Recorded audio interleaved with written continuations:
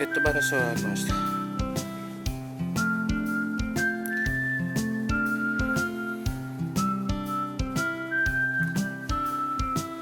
このカブも製造してから、一回もオーバーホールとしてないんですが、かなり焼けた状態で、ボルト硬かったです。じゃあ引き続き、腰回り、腰下バラしたいと思います。右側ケース取れました。フィルターこんな感じで結構汚れてます。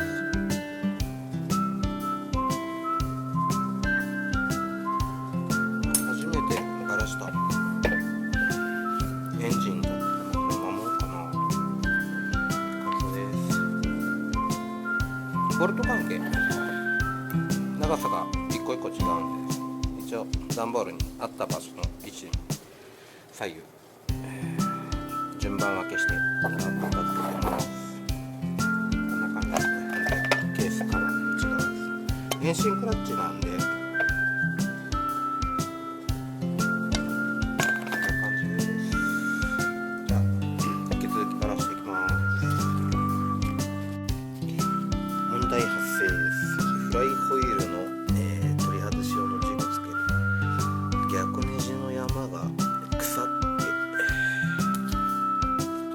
なくなってました。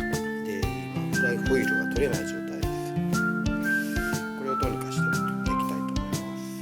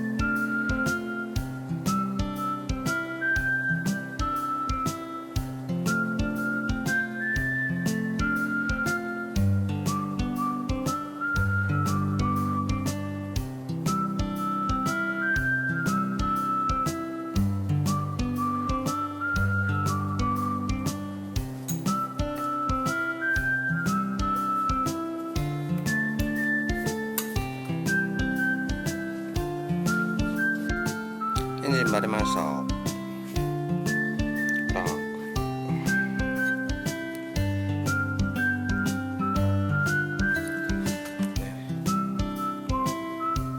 かなりバラして3速ですね。